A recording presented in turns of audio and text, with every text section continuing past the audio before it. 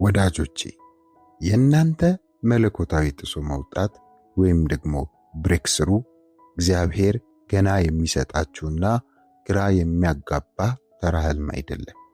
በሰማይ ቀድሞ የታተመ በእምነት ተነስታችሁ የምትቀበሉትን ቅጽበት ብቻ የሚጠባበቅ የተስፋ ቃል ነው። አንድ ሮኬት መሬቱን ለቆ ለመውጣት መጀመሪያ የሚጋፈጠውን የስበት ኃይል አስቡ። ሮኬቱ በጣም ብዙ ነዳጅ የሚያቃጥለው በሰማይ ላይ በነጻነት ሲንሸራሸር ሳይሆን መሬቱን ፈንቅሎ ለመውጣት በሚታገልበት በዚያ የመጀመሪያዋ ሰዓት ላይ ነው። የእናንተም ትልቁና ከባዱ ግፊት የሚመጣው ያ የተጫናችሁ ምድር ሊለቃችሁ ጥቂት ሰዓት ሲቀረው ነው። ብዙዎቻችን የምንዝለው ተስፋ የምንቆርጠው እዚህ ቦታ ላይ ነው። እንጸልያለን፣ እናምናለን፣ ግን ምላሹ አሁን ከእጃችን የራቀ ይመስለናል። ነገር ግን እግዚአብሔር ዘግይቶና ዝም ብሎ አይደለም።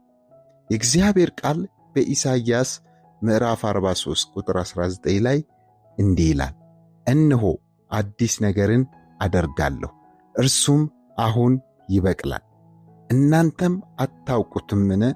በምድረ በዳ መንገድን በበረሃም ወንዞችን አደርጋለሁ። እግዚአብሔር መንገድ በሌለበት ስፍራ መንገድን፣ የደረቀውን ምድር ደግሞ ወንዝ ያደርጋል። ምናልባት ፍጥነታችሁ ተገድቦ ቆማችሁ ሊሆን ይችላል። ነገር ግን የማለዳ ያ የመዘግየት ቀንበር ሙሉ በሙሉ የሚሰበርበት ማለዳ ነው። እግዚአብሔር ከተስፋችሁ ደጃፍ ላይ ሊጥላችሁ እስከዚህ አላመጣችሁ። ዛሬ መለኮታዊ ጥሶ መውጣት በጽናትና በጸሎት በደፋር ታዛዥነት እንዴት እንደሚለቀቅ አሳያቸዋለሁ። እንዲሁም ኃይለኛ ጸሎት አብረን እንጸልያለን። እስከ መጨረሻው ተከታተሉኝ። ወዳጆቼ ሰማይ ክብር የሚሰጠው ለአንድ ቅዱስ ግትርነት ወይም ደግሞ ሆሊ ስታብርነስ ነው። ቅዱስ ግትርነት ማለት ሁሉም ነገር ተስፋ ቁረጥ በሚልበት ሰዓት አጥብቆ መያዝ ማለት ነው። ያዕቆብ በጨለማ ሌሊት የታገለው አምላክን ነበር። ወገቡ ቢናጋም እንኳን ካልባረከኝ አልለቅህም አለው። ያዕቆብ በበረከትና በአዲስ ስም ተመለሰ።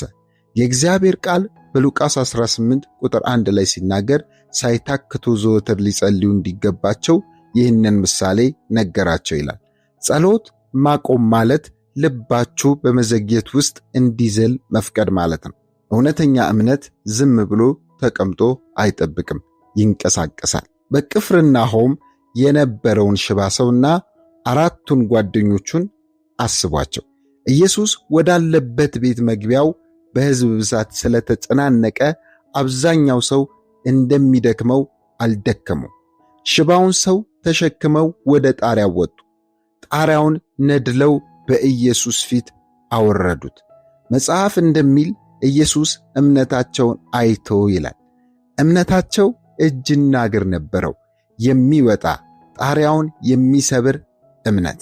ዛሬ በእናንተ ሕይወት ውስጥ መሰበር ያለበት የትኛው የጥርጣሬ ጣሪያ ነው?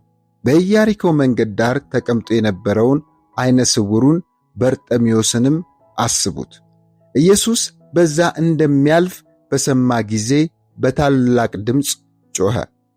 በዙሪያው ያለው ሕዝብ ዝም በል ብሎ ሊያሳፍረውና ሊያግደው ሲሞክር፣ እርሱ ግን ይልቁኑ ድምፁን ከፍ አድርጎ ጮኸ።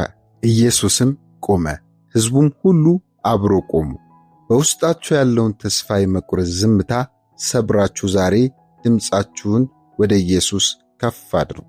አሁን በዚህ ሰዓት ድምፄ በሚሰማበት ስፍራ ሁሉ ያላችሁ ልባችሁን ከፍ አድርጉ። ይህንን ጸሎት በእምነት አብረን እንጸልያለን። የሰማይ አባታችን፣ ሁሉን የምትችል አምላክ ሆይ፣ አንተ ሰው የዘጋውን የምትከፍት የዘጋኸውንም ሰው ሊከፍተው የማይችል መለኮታዊ ጥሰትንም የምትሰጥ አምላክ ነህ። ዛሬ ማለዳ ምስጋናና አምልኮ ሁሉ ላንተ ይሁን። ቸሮ አባቴ ሆይ፣ እኔ ገና ሳልናገር ድምፄን ስለምትሰማ መለኮታዊ ጥሰቴንም በአንድ ፍጹም ፍቃድ ውስጥ ቀድመ ስላተምከው አመሰግንሃለሁ። መንገድ በሌለበት ስፍራ ሁሉ ስለምታበጀው አዲስ መንገድ ክብር ላንተ ይሁን። አባቴ ሆይ ተስፋ የቆረጥኩበትን የደከምኩበትንና በጣም ፈጥኜ እጄን የሰጠውበትን ኃጢአትና በደል ሁሉ ይቅር በለኝ። በኢየሱስ ክቡር ደም እጠበኝ፣ አንጻኝ። እኔም ሌሎችን ይቅር እላለሁ። አፍቃሪ አባት ሆይ ዛሬ በረከቴ እስኪመጣ ድረስ አልለቅህም ብዬ ቃልህን አጥብቄ ይዛለሁ። በመጠባበቅ ጊዜ ውስጥ ልቤ እንዲዝል አልፈቅድም። በኢየሱስ ስም በሕይወቴ ላይ የተመደበውን የትኛውንም የመዘግየት መንፈስ አሁኑኑ እገሥጻለሁ። የተስፋ መቁረጥ ድምፆች ሁሉ በኢየሱስ ክርስቶስ ስም ሥልጣን ዝም ይበሉ። የዘላለም አባት ሆይ ዛሬ በሕይወቴ ክፍሎች ሁሉ ላይ መለኮታዊ ጥሰትን እንድትለቅ ጸልያለሁ። ለረጅም ጊዜ ተዘግተው የነበሩትን የበረከት በሮች እንድትከፍት ጸልያለሁ። ሞገስህ ከፊቴ ቀድሞ መንገዴን እንዲያዘጋጅ፣ ጥንካሬንና ተስፋዬን ያሟጠጡትን ውጊያዎች ሁሉ ማሸነፍ እንዲሆንልኝ እጸልያለሁ። ከጠላት ወጥመድ ሁሉ በኃይለኛ እጅ እንድትታደገኝ እጸልያለሁ። በሕይወቴ ጉድለት በነበረበት ስፍራ ያንተ የተትረፈረፈ ሙላት ይፍሰስ። ሽንፈት በነበረበት ስፍራ ድል ይውጣ። በታገልኩበት ዓመታት የባከነውን ሁሉ በእጥፍ እንድትመልስ እጸልያለሁ።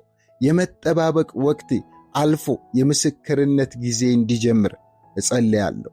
ጌታ ሆይ ከአጥናፍ እስከ አጥናፍ በሰውነቴ ላይ ጥልቅ ፈውስን ስጠኝ። ማንም ሊደርስበት ያልቻለውን የልቤን ስብራት ፈውሰው። የምወዳቸውን ሰዎች ቤተሰቦቼንና ይህንን ጸሎት አብረሆኝ የሚጸልዩትን ቅዱሳን ሁሉ በጸጋ ከበባቸው። በአንድነት ሆነን በፊታችን ባለው ተራራ ላይ ድልን እንናገራለን። በኢየሱስ ክብርና ኃያል ስም ጸለይን፣ አሜን። በዚህ ጸሎት ከተባረካችሁ አሁኑኑ በኮሜንት መስጫው ላይ አሜን ብላችሁ ጻፉ። የዚህ ጸሎት በረከት ሁሉ በኢየሱስ ክርስቶስ ስም በላያችሁ ላይ ይሁን። ይህ መልእክት ከጠቀማችሁ ለጓደኞቻችሁ፣ ለቤተሰቦቻችሁ ሼር በማድረግና ላይክ በማድረግ አጋርነታችሁን አሳዩን።